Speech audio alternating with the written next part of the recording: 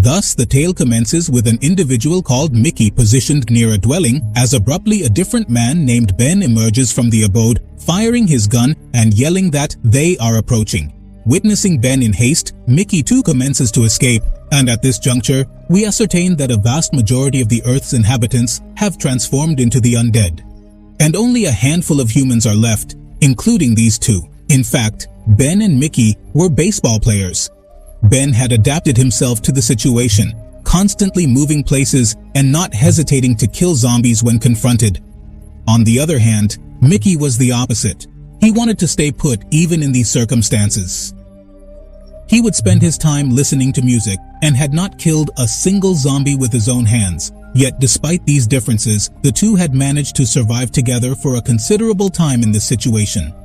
Both kept moving forward, entering into different houses, gathering things they needed, and then continued their journey in the same manner. Afterwards, they saw a car with a zombie girl sitting inside.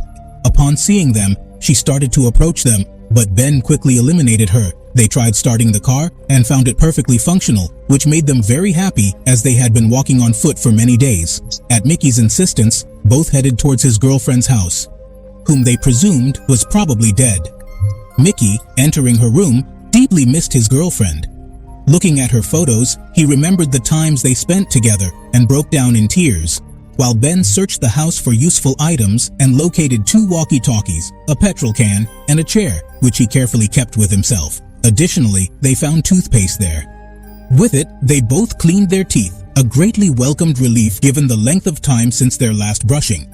After that, they decide to spend some time in this house, during which Mickey suggests to Ben that maybe they should stay here, but Ben refuses, reminding him of the time they were trapped in a house for 3 months due to zombies, when they had to eat dog food to survive and eventually resorted to eating their pet dog when nothing else was left.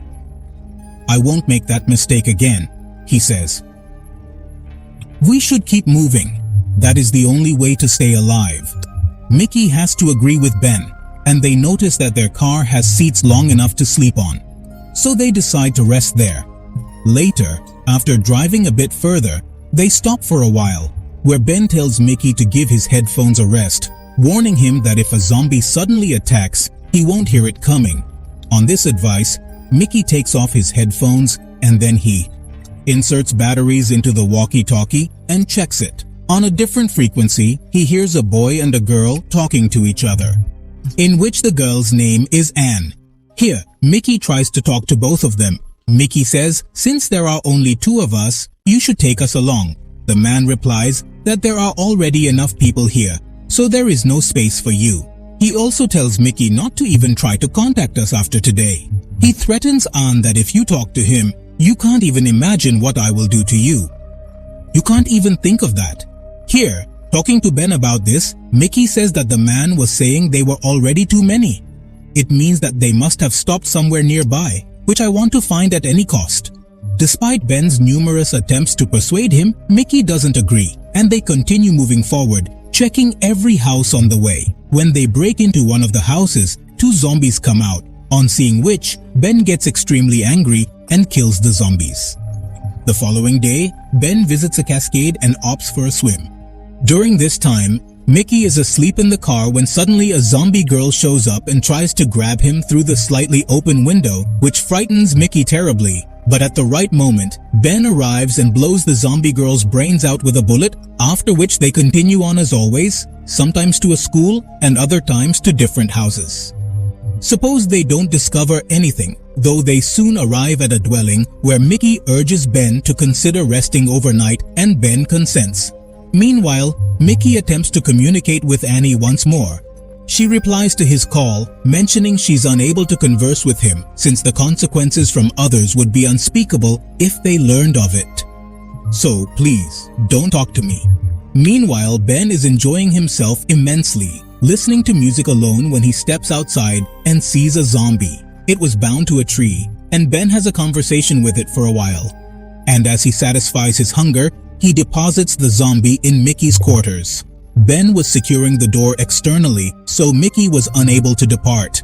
Subsequently, as Ben unlocks the entrance, he discovers Mickey drenched in undead gore, and with a chuckle, Ben proclaims congratulations on your inaugural undead dispatch. It was actually Ben's practical joke, which infuriates Mickey. After lashing out at Ben, he bolts away in tears. Seeing Mickey run away, Ben follows him. Mickey, in tears, shares with him about Annie and says she has refused to even talk to him. After that, for the next few days, they spent their time roaming like this, during which, one day, they see a car in the middle of the road which Mickey points out is still warm to the touch, indicating someone was driving it and must be nearby. Ben first tries to siphon petrol from the car, but there was no petrol in it. When Ben shouts, asking whose vehicle it is, nobody answers. Meanwhile, we see a man with a knife holding Mickey at knife point, demanding the car keys from Ben. Seeing this, Ben tries to reason with him, saying that we too are humans just like you and have so far survived Zone 20. We should face these circumstances together. To that, the man replies to Ben, saying he doesn't trust anyone because he has already made the mistake of trusting others once before. They treated me worse than animals, so now I don't trust anyone. Just give me your car keys or I will kill your friend. There's no agreement here. Then, upon the man's demand, Ben places his gun down and tells the man that the keys are inside the car. When the man releases Mickey and sits inside the vehicle, he finds no keys there. After pulling out the keys, he brandishes them while declaring their possession. The man, upon realizing this, tries to escape but is fatally shot from behind by the sister, collapsing lifelessly. Mickey confronts Ben, seeking an explanation for the lethal decision. Ben justifies that the man's attempts to commit theft and possibly murder left him with no choice but to neutralize the threat. What if he had a second opportunity? Might he have turned lethal against us? As they ponder this, they're interrupted by the appearance of a hefty vehicle. Ben, with his firearm ready, inquires the identities of the newcomers. A pair of strangers, a girl and an armed man, step out of the vehicle, wondering if they've encountered the man who was driving their parked car. Ben admits to the act, citing defense against an assault on his companion and carjacking. Moreover, the girl inquires if he confided anything prior to his demise. Ben answers negatively. The man had mentioned betrayal by some. The girl reveals the car's theft, prompting their pursuit, leading them here. She commends Ben's actions in taking him down. As they prepare to depart, Mickey interjects, questioning if she's Annie. Dismissively, she retorts to his absurd claim. Yet, from the conversation, it's apparent she's Annie, and her companion is the same individual Mickey heard while speaking to her. Annie reproaches Mickey for ignoring her pleas to refrain from contact. Subsequently, Annie shoots Ben in the leg and hurls the keys into the nearby shrubbery. I have indeed spoken with you, enabling me to readily recognize your timbre. The lady is confirmed to be Annie, accompanied by the man whose voice Mickey recognized from the call. Annie admonished Mickey, stressing he should avoid reaching out or meeting her, a warning which went unheeded. In an instant, Annie shoots Ben in the limb and flings the automobile keys into the surrounding foliage. Annie informs Mickey that she was reluctant to do this, yet he insisted. Despite her reservations, she enters the vehicle with the man and they drive off. Once Annie departs, Mickey searches for the car keys but cannot find them as nightfall approaches. Additionally, Ben was unable to move due to a gunshot wound to his leg, leading Mickey to resolve to stay the night in the automobile. In this situation, Ben consistently urges Mickey to leave him and ensure his own safety, but Mickey reassures him, saying they will stay together and figure a way out as they have done before. As they attempt to rest, locked inside the car, they suddenly notice an encroaching swarm of zombies, making Mickey realize they need to make a hastened departure. To this, Ben reminds him that he's quickly forgotten about the bullet in his leg, which makes it impossible for him to run, but suggests that Mickey could save himself by fleeing. But Mickey doesn't agree with Ben at all. Meanwhile, we see that zombies have completely surrounded their car. However, they were powerless against them. Therefore, they both go to sleep quietly. When they wake up in the morning, they see that the zombies are still not gone, annoyed by which Mickey covers all the windows with blankets. Here, Ben gets angry at Mickey, saying that today, both of us are stuck here because of you. If you hadn't been crazy after that girl, those people wouldn't have done this either. Here, Mickey also admits his mistake. At the same time, he asks Ben whether you can start the car with a wire like in the movies. To which Ben replies that it only looks good in movies because if something goes wrong while doing so, the car will never start, so you have to find that key. They spend a couple of days like this inside the car, due to which their water was also running out. Also, more zombies were now coming, so Mickey decides that I will go out of the car stealthily to look for the keys. Until then, you wait here for me.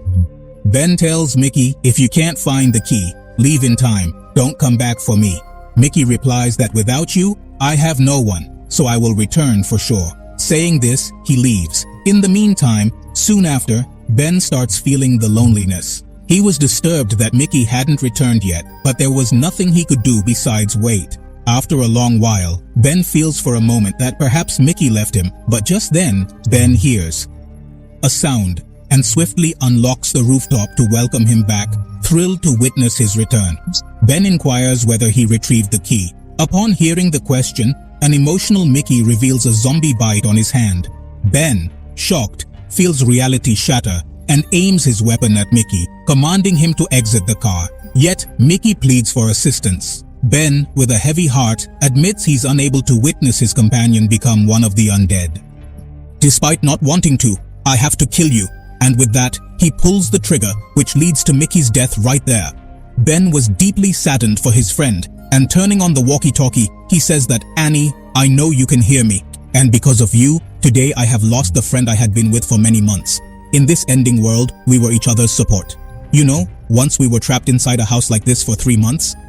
Supposing I managed to break free from that place, I'd endeavor to escape this spot as well.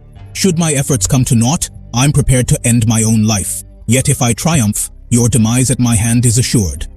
Subsequently, Ben attempts to stealthily depart via the rear exit, and almost instantly, we witness him positioned outside, armed with a baseball bat. There, we observe Ben hobbling along, pursued at a languid pace by a number of zombies, and with this scene, the incredible film comes to its end.